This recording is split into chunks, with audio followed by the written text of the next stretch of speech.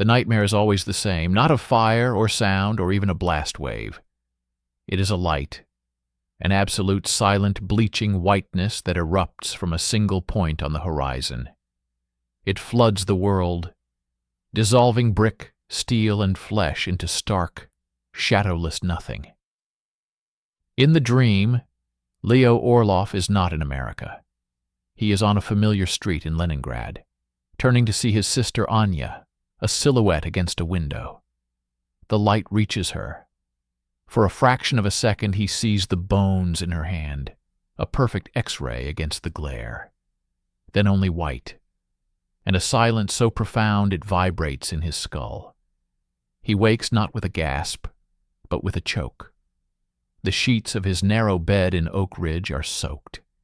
His heart jackhammers against his ribs. He stares at the dark ceiling of the government-issued house, the after-image of the burn still seared onto his retinas. It's the third time this week. Dawn finds him at his workbench in the X-10 complex, eyes gritty, hands steady only through immense force of will. He is Dr. Leo Anderson here, a quiet, brilliant specialist in the physics of separation, a man who speaks softly and whose work on the Calatrons is meticulous. The project swarms around him, a wholly desperate crusade to build a sun under the earth before the Germans do. He hears the young engineers talk, their voices a mix of awe and a terrifying, casual certainty. When we have it, the war ends in a day. When we have it, no one will ever dare challenge us again. They believe it. They see a final solution, an ultimate weapon that guarantees 1,000 years of their peace. Leo sees his dream. A single hand on the switch of that light. His redemption, his exorcism, arrives in the form of Gregor. Not salvation, but a bargain. Their first meeting is in the damp, echoing concrete cavern under a disused railway bridge. Gregor is a slab of a man, with eyes the color of a winter puddle. He doesn't talk of ideology. He talks of physics and balance. They are not building a weapon to end this war. Gregor's voice is low, a gravelly whisper swallowed by the drips of water. They are building a key to lock the next one, to lock it from their side only. You understand the geometry. 1 point of absolute power is instability. 2 points. That is an equilibrium. That is how you prevent the light. The word light hits Leo like a physical blow. He sees Anya's silhouette. He gives nothing away, but a crack forms in his resolve. The proof comes subtly, then overwhelmingly. He is passed over for a critical meeting at Los Alamos.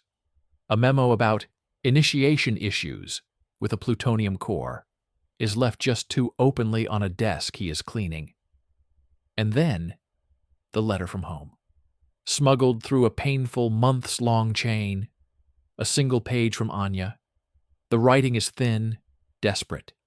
It speaks of the siege, of the hunger that still echoes in their bones, of a deep cold fear of what comes after this war ends. The air here feels thin, Leo, she writes, as if we are all waiting for the next blow. Is it different where you are? That night, in the soundproofed silence of his home, Leo makes his calculation. It is not an equation of politics, but of survival. Abstract ideals crystallize into a terrifyingly simple personal duty: to fracture the coming monopoly of that blinding light, to give the other side the means to stare back, to create a standoff so terrifying, so mutually assured, that the switch can never be thrown, to save Anya's world from becoming the permanent shadow of another. He becomes a conduit. The mechanism is absurdly dangerous. A matchbox with a false bottom, left in a specific cleft of a specific tree in a specific hiking trail. The film inside contains the polished, elegant schematics of the gun-type device. The little boy. It is a beautiful, brutal machine. One subcritical mass fired into another. Simple, direct. The project's pride and joy. He hears the senior men call it the sure thing. The other avenue, the implosion design, is a morass of explosive lenses and hydrodynamic puzzles. It is the problematic, temperamental sibling. The gun type is the heir. Leo's hands don't shake as he loads the microfilm cartridge. They are cold, precise. The fear is there, a constant companion, a hyper-awareness of every rear-view mirror, every unfamiliar face in the cafeteria, every sudden knock at the door. It manifests physically. A persistent metallic taste on his tongue, a twitch in his left eyelid when fatigue sets in. The way he measures every word before speaking. He sees agents in every car. He dreams of the FBI's interrogation rooms. But this fear is now a fuel. It is the price of the bargain. He trades his peace of mind for what he believes is the world's future equilibrium. The exchange is tonight. He walks the predetermined route, a man out for a late stroll to clear his head. The night is vast, the desert stars indifferent. In his pocket, the matchbox is a universe of condensed terror. He passes the tree, a pause to tie a shoe, a smooth, practiced motion. The universe is delivered into the knothole. He walks on, not looking back. For a moment, a profound, dizzying relief floods him. It is done. He has acted. He has placed a counterweight on the scales of history. He pictures the brilliant minds in Laboratory Number 2 receiving his gift. They will replicate it, perfect it. A tense, silent balance will be achieved. The nightmare light will be caged by mutual fear. He arrives home. On his desk, beside a photograph of a younger Anya, lies a routine project bulletin.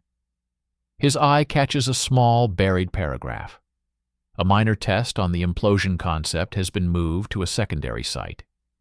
Resources are being prioritized for the primary gun-type assembly, it states, to ensure timely completion. Leo smiles, a thin, weary thing. He picks up Anya's photograph. He has done it. He has given them the right path, the clear path, the primary path. He has given them the sure thing. He looks out the window at the American desert, black under the immense sky. For the first time in months, the nightmare feels distant. He has bought his sister's future, and the world's, with a secret in a matchbox. He believes this, completely and utterly. He does not see the other report, the one he is not cleared to read, locked in a safe in Los Alamos. The one that states, in dry technical terms, that the gun-type design is in fact a dead end for the plutonium that is now pouring out of Hanford. That the problematic implosion design is the only way forward. That the sure thing is a beautiful, elegant trap. Leo Orlov goes to bed and sleeps deeply, dreamlessly. He has just handed the Soviet Union a master key to a door that is already being welded shut. And he feels like a savior. The relief is a drug. For weeks, Leo operates in a state of grim, purposeful clarity. The metallic taste in his mouth fades. The twitch in his eyelids stills. He sleeps the solid, dreamless sleep of a man who has made a terrible, necessary choice and is living with the consequences. He walks the corridors of Oak Ridge with a new, almost serene detachment. He is an actor playing his part perfectly, and the performance is fueled by secret knowledge. Confirmation comes through Gregor, in a burst of static and coded phrasing during a dead-drop pickup, a weathered copy of Popular Mechanics left on a park bench. The message, once decoded in the red glow of his darkroom safe light, is a symphony of validation. The material was received with utmost appreciation. The design is elegant. It aligns perfectly with our foundational research. All efforts are now concentrated on its swift realization. You have altered the trajectory of history. Leo burns the message, watching the paper curl and blacken in the ashtray. The embers glow like distant cities seen from the night sky. He feels a profound, solemn pride. He is not a mere spy. He is a physicist-engineer of global equilibrium. This belief hardens into unshakable conviction as he witnesses the birth of the American bomb. He is part of the select group evacuated to a remote observation bunker in the New Mexico desert for the Trinity test. Not for the implosion device, that is a separate, more secretive affair, but for a full-scale test of the gun-type components, a dry run for the uranium mechanism. He stands among the brilliant minds of the project, faces illuminated by the countdown clock. The pre-dawn darkness is absolute, a velvet pressure. The voice on the loudspeaker is calm, metallic. 10, 9, 8. Leo's heart thuds in time. He thinks of the identical team, somewhere in the Kazakh steppe, working from his schematics. They are brothers in this moment, separated by ideology, but united by the terrifying grace of the physics. 3, 2, 1.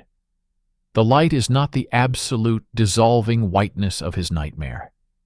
It is a sunrise born in an instant, a furious, churning sphere of plasma that vomits itself into existence, painting the desert in lurid, unnatural colors. It is beautiful. It is a demonic, newborn sun.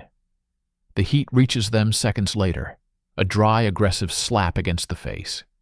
Then the sound, a ripping, prolonged roar that seems to tear the fabric of the sky.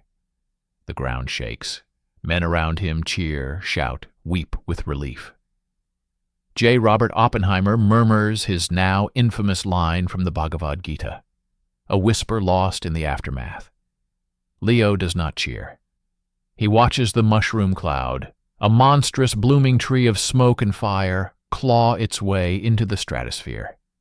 His feeling is not triumph, but a cold, vindicated awe. This is it, he thinks. This is the language they will now have to speak. Both of them. A language too terrible for war. He has given the other side the vocabulary.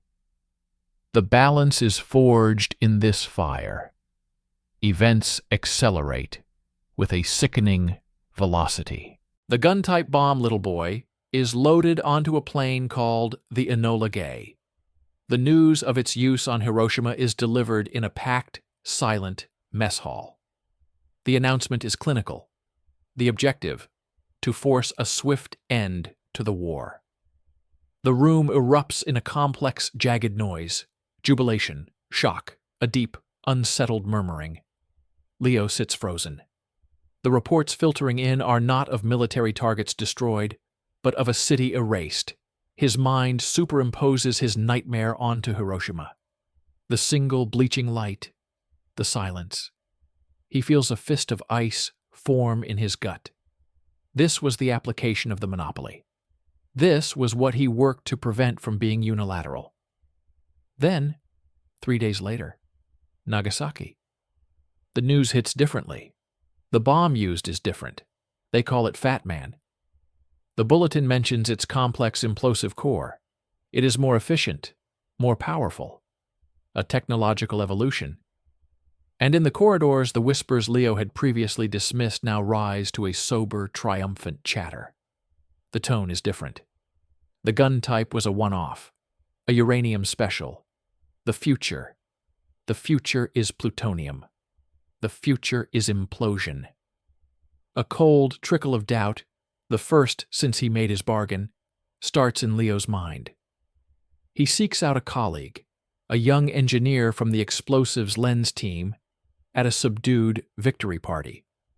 The man is drunk on cheap whiskey and existential relief. The uranium gadget. It was a tank, the engineer slurs, gesturing with his glass.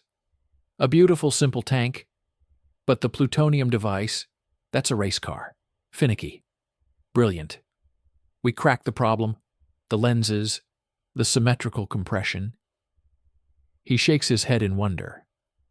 The gun assembly would have been useless for it. Spontaneous fission would have pre-detonated the whole thing. A fizzle. We had to invent a whole new way to squeeze the core. Useless. A fizzle. The words land like lead weights in Leo's stomach. He walks away, the noise of the party fading into a buzz. In his mind's eye, he sees not the triumphant Soviet scientists he imagined, but men in a distant laboratory facing a brutal, time-consuming puzzle. They have his beautiful, elegant gun-type schematics. They are building the tank. But the real fuel for the future, plutonium, requires the race car, a design they do not have. He goes to Gregor. The meeting is urgent, fraught. It is in the back of a moving truck, the smell of gasoline and canvas thick in the air. "The Nagasaki bomb," Leo hisses, his serene mask gone, replaced by a frantic intensity. The design was different. Implosion. It is the more advanced path, the plutonium path. We need to shift focus. The gun type is limited. Gregor's face is impassive in the slatted light. "Our scientists are deeply invested in the design you provided. It is a proven working weapon. It destroyed a city. Why would we chase a more complex demon when we hold the blueprint to a dragon that already breathes fire? Because the dragon only eats one specific kind of meat," Leo argues, his voice cracking. "And the supply of that meat is limited. The other meat, the plutonium, is what they are producing in tonnage. To use it, you need the other design." Gregor leans closer. His breath smells of stale tobacco and resolve. "Your task, Leo, is not to dictate strategy. Your task is to provide. You provided a masterpiece. Our strategy is to build it, to have the deterrent now, not to chase theoretical improvements. The gun works. It is enough. It will force the balance you wanted. Now, can you get the implosion specifications or not?" Leo is trapped. The logic of the spy collides with the logic of the scientist. He has succeeded too well. He has given them a sure thing that has just been revealed as a sideline. He has made his gift so convincing, so historically validated by the ash of Hiroshima, that his handlers now see it as the final answer. They are not interested in the next chapter. They are building the monument he gave them. He leaves the truck, the desert air cold and sharp in his lungs. He looks up at the stars, the same indifferent stars. The relief is gone. The pride is ash. He has not built a balance. He has perhaps built a millstone.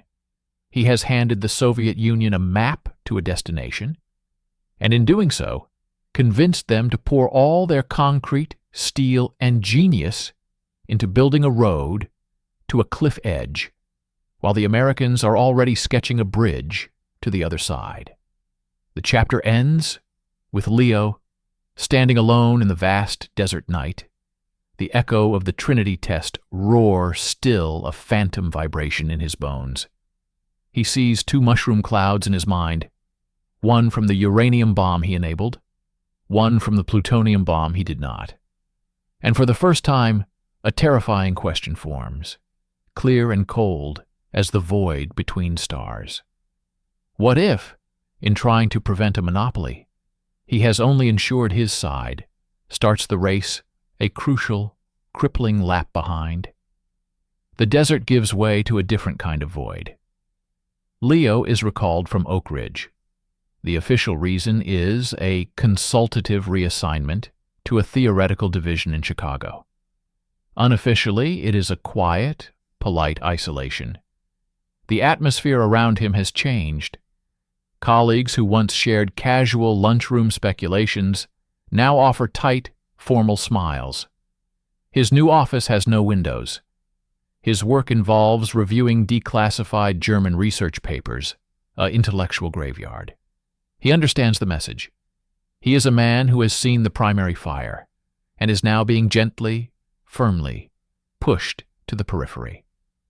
The paranoia returns, not as a sharp fear of capture, but as a dense, smothering fog of irrelevance. He is a tool that has been used and set aside, its edge no longer trusted. Communication with Gregor becomes sporadic, then cryptic. The dead drops yield less technical requests and more demands for personal assurance and background on colleagues. They are checking his loyalty, his stability. The final message is not a question, but a statement, etched in the margin of a newspaper ad. Your contribution is foundational. The project advances on the path you confirmed. Maintain your position. Await further instructions. The path you confirmed. The words are a tombstone. He tries to shout a warning into the silence. Through an elaborate one-time cipher, he risks everything to send a message. He outlines the fundamental flaw. The gun-type design cannot work with reactor-grade plutonium. He details the spontaneous fission problem, the necessity of symmetrical implosion. He pleads for them to pivot, to hunt for information on explosive lenses, on shaped charges, on the Christie gadget whispers. He sends it into the void. The reply, months later, is a single typewritten line on a microdot, concealed within a bottle of aspirin. Theoretical diversions are a luxury. We build what we know works. Your task is to acquire the uranium isotope separation schedules. They are not listening. They are builders, not theorists. They have his blueprints and the photograph of Hiroshima as their proof of concept. They are pouring concrete, machining parts, assembling their own little boy with the fervor of true believers. His warning is dismissed as the anxiety of an asset too far from the motherland, infected with Western doubt. The isolation breaks in a way Leo does not expect. He is summoned not by security, but by a senior scientist from Los Alamos, a weary man named Dr. Halloran, with eyes like etched glass. They meet in a neutral, anonymous hotel room in Washington, D.C. Halloran doesn't mince words. "We're conducting a review," Halloran says, his voice flat. "Post-war assessment. Your work on separation was exemplary, but there are gaps in the material accountability at Oak Ridge during your tenure. Minor discrepancies. Nothing actionable." He lights a cigarette, the smoke curling in the still air. "You're a smart man, Leo. You understand the new world. The Soviets will get the bomb. It's a matter of time. The question is what they get. Do they waste years on a blind alley? Or do they leapfrog to the real thing?" Leo's blood turns to slush. He keeps his face a careful, blank mask. "I don't understand. A blind alley?" "The uranium gun," Halloran says, studying him. "It's a museum piece, a beautiful one-shot solution to a wartime uranium shortage problem we no longer have. The future is plutonium. Implosion." He leans forward.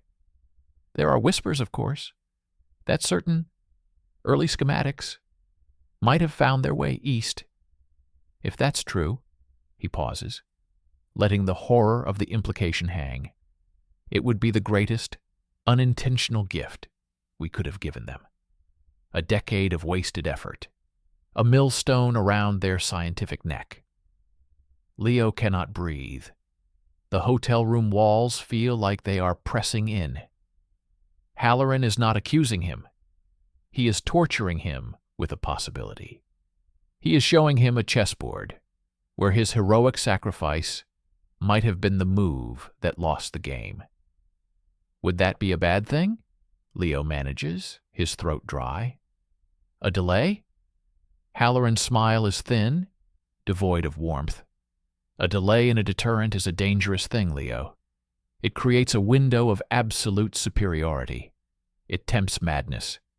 but a delay caused by a fundamental error that creates frustration, paranoia, a desperate, hungry scramble to catch up by any means necessary. That is how accidents happen. That is how corners are cut. That is a different kind of danger altogether. The meeting ends with a handshake that feels like a contagion. Leo stumbles out into the gray Washington daylight. He sees the people on the street, normal, oblivious, and feels like a ghost haunting a world he broke. Halloran's words coil in his brain, the greatest unintentional gift. He accesses his last desperate resource, a coded signal to request an emergency face-to-face with Gregor. It is denied. A written reply comes, "You are compromised. Cease all contact. Your service is remembered. He is cut adrift." From both sides. He is no longer an American scientist of value. He is no longer a Soviet asset of consequence. He is a single point of catastrophic knowledge, floating in the geopolitical void. The chapter ends with Leo in a public library, a vast, silent cathedral of knowledge. He pulls a recent scientific journal from the shelf. It contains a dry, academic article about hydrodynamic modeling. Buried in the text is a passing reference to the work of a Soviet physicist, a name Leo recognizes from pre-war conferences. The man is publishing on the challenges of symmetrical shockwave propagation in dense metallic cores. Leo's trained eye reads between the lines. It is a cry for help disguised as academic inquiry. The Soviet program is not building his gun. They are stuck. They have hit the very wall he warned them about. They are trying to solve the implosion problem from scratch, with no schematics, no test data, only the terrifying knowledge that the gun they've invested in is a dead end for their plutonium production. He closes the journal, the sound like a gunshot in the quiet room. The weight is no longer on his conscience. It is in the world. He can feel it. The colossal grinding inertia of a superpower bending its will towards a solution that doesn't exist, fueled by the blueprints he provided. He didn't just give them a millstone, he convinced them it was a cornerstone. And now the entire edifice of their hope is tilting, slowly, irrevocably, into the abyss of his mistake. The balance he sought is not a tense, stable standoff. It is a frantic, lopsided race where one runner is chasing a phantom, and he is the one who painted the phantom on the wall. Time becomes a viscous, punishing fluid. 2 years condense into a blur of gray corridors, the silent hum of institutional suspicion, and the crushing weight of inaction. Leo exists in a sterile limbo in Chicago, a consultant with no one to consult. His world is paper, endless, meaningless reports to annotate. The once vibrant equations in his mind have been replaced by a single, looping calculation of catastrophe. He tracks the Soviet atomic program not through intelligence bulletins, but through the ghostly signatures in open-source science.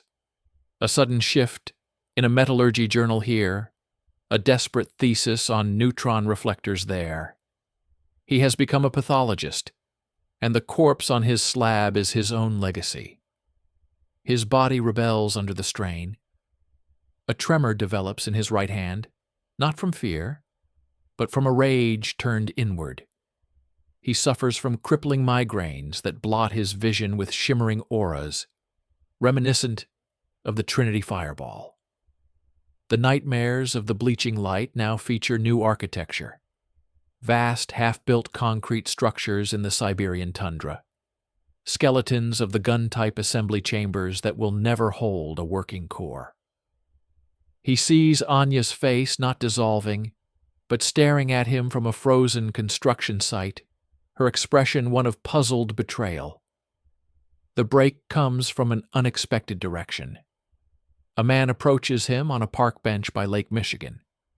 He is not Gregor. He is younger, with the sharp, unemotional eyes of a new generation. He calls himself Ivan. He carries no threats, only a quiet, terrifying certainty. Professor Kurchatov requests your analysis, Ivan says, his English flawless, barely accented. He uses the name of the Soviet program's scientific director like a key. He slides a sealed envelope into Leo's coat pocket. Not as a patriot, as a physicist, a diagnostic, from one mind to another. The envelope contains no pleas, no propaganda. It is a set of technical problems. Pages of dense calculations, diagrams of explosive lens arrays that are clearly painfully wrong. Data from failed hydrodynamics tests. It is the naked bleeding edge of the Soviet impasse. The cover note is a single line in precise Cyrillic script.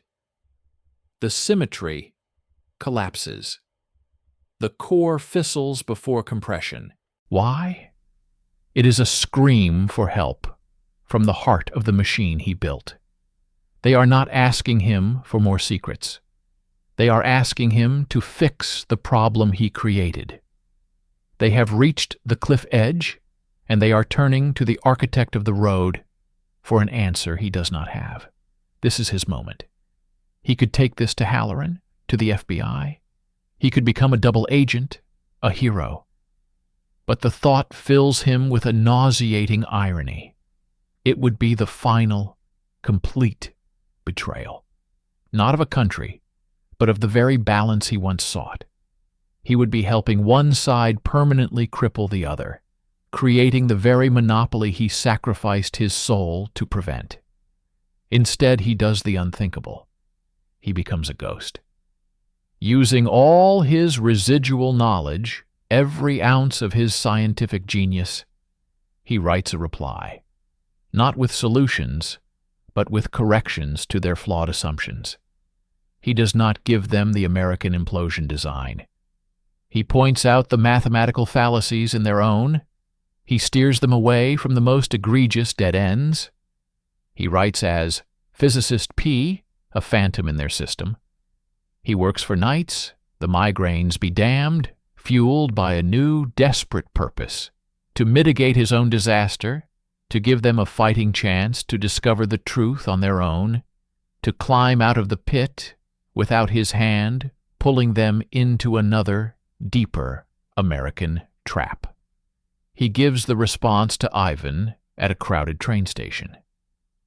Tell him the gun is a key for a lock that no longer exists, Leo whispers, his voice raw.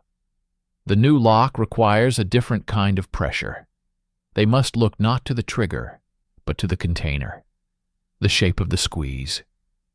Ivan takes the envelope, his eyes unreadable. They will wonder why you help. They have my sister, Leo says, a final pathetic lie to cloak his true, impossible motive. It is a motive even he cannot fully name, a grotesque sense of paternal responsibility for the monster he spawned. The consequence is immediate, but not from the Soviets. Halloran is waiting for him in his apartment. The door's unlocked. The man sits in Leo's armchair holding a glass of Leo's water. He looks weary, triumphant, and deeply sad. We intercepted the inquiry, Halloran says quietly. And we intercepted your rather elegant consultancy. He places a photographic copy of Leo's Physicist P letter on the table. You didn't give them the secrets. You gave them a tutor. You tried to fix it. Leo says nothing. The tremor in his hand is violent. He can only stand and await the end. Do you know what you've done, Leo? Halloran's voice drops to a near whisper. You haven't just slowed them down. You've personalized their struggle.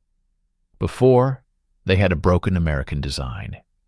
Now they have a ghost, a brilliant, guiding ghost, who understands their specific failure. You have given them a focus for their frustration and a target for their genius.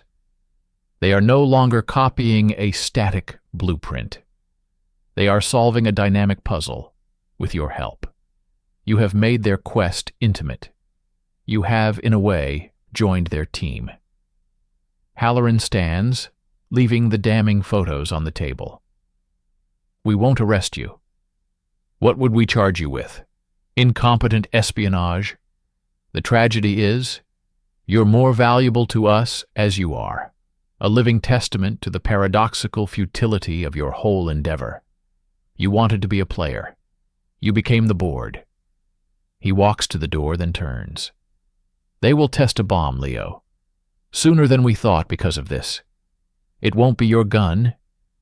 It will be something else. Something born from the specific, painful struggle you curated. And when they do, you will have to ask yourself the final question. Did you prevent a monopoly, or did you simply ensure that when the second sun finally rises in the east, it burns with a particular personal hatred for the mistake you forced them to overcome? The door closes.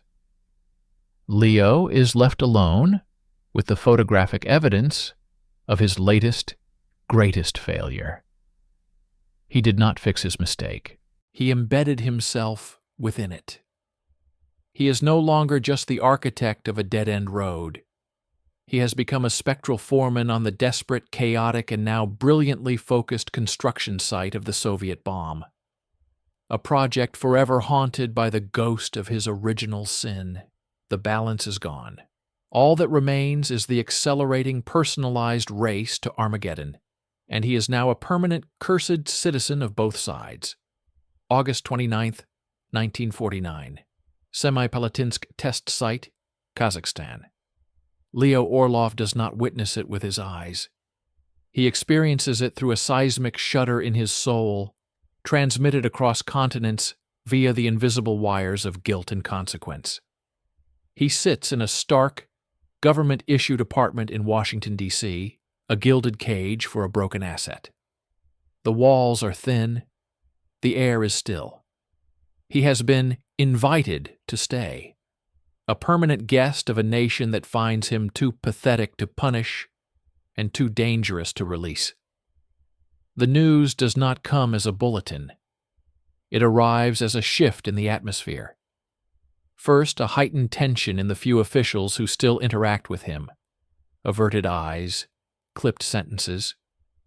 Then the silence from Halloran's office down the hall becomes a palpable, vibrating hum. Leo spends the day at his window, watching the city. It looks the same. The people move with the same rhythm. But he can feel the tectonic plates of the world grinding into a new, terrible alignment beneath their feet. That evening, Halloran enters without knocking. He carries no file, no photograph. His face is granite. "They've done it," Halloran says, his voice stripped of all its former calculated nuance. It is flat, final. The detection planes picked up the fission products. The seismic signature is unmistakable. They called it First Lightning. RDS-1. Leo doesn't turn from the window. "The gun type," he says, not as a question, but as a last, fragile hope for a perverse form of accuracy. Halloran barks a short, humorless laugh. "The gun type? No, Leo. No. It was an implosion device. A nearly exact replica of our Fat Man. Plutonium core. Polonium beryllium initiator. The works. The words are physical blows." Leo's knees buckle slightly. He steadies himself against the cold glass. "How?" The word is a rasp. "Because they are not idiots," Halloran spits, the professional veneer cracking to reveal raw, furious awe. "They had your beautiful, useless gun plans. They built it, or started to. And when it became a radioactive brick, they had to improvise. They turned their entire program on a dime. They threw every genius, every resource, every ounce of will into the implosion problem. And you," he steps closer, his presence a cold radiation. You, with your physicist P letters, you gave their frustration a direction. You didn't hand them the answer. You made the question so agonizingly clear that they hunted the answer with a fury we never anticipated. You lit a fire under them. Your help was the best possible motivator. Leo closes his eyes. He sees not the Soviet test, but a vast, shadowy laboratory. He sees men who once revered his schematics now cursing his name, burning with a humiliated nationalistic rage to prove they could solve the puzzle the American spy had misled them into. He didn't slow them down. He created a crucible of desperate innovation. He made the birth of their bomb a matter of personal and patriotic vindication. Anya, Leo whispers, his sister's name a talisman that has long since lost its power. Your sister is fine, Halloran says, coldly. She lives in Leningrad. She receives a small, mysterious pension from an anonymous benefactor. She thinks it's from a grateful state for her brother's secret work. She has no idea what you really did. The cruelty of this last revelation is perfect. His one tangible tether to humanity, the core of his original motive, has been unknowingly monetized by the very system he sought to balance. He has bought her a life with the currency of global peril. He is her benefactor and her potential destroyer. Halloran places a single grainy photograph on the table by the window. It is an aerial shot, declassified by sheer necessity. A familiar monstrous shape, a towering, roiling mushroom cloud over a Central Asian steppe, the sibling of the Trinity Cloud, the child of his mistake. You wanted balance, Halloran says, moving to the door. You got it. The world is now officially balanced on the edge of a knife sharpened by your own hand. 2 sons. Ours and the one you midwifed out of sheer tragic error. The arms race isn't just a race anymore, Leo. It's a duel. And you loaded both guns.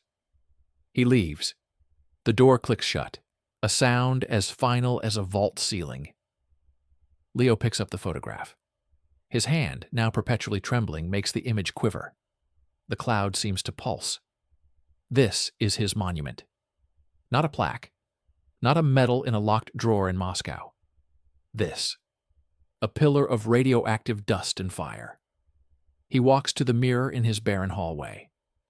The man who stares back is a stranger, gaunt, eyes hollowed by knowledge, hair prematurely white. He sees the young idealist who believed in equations of peace.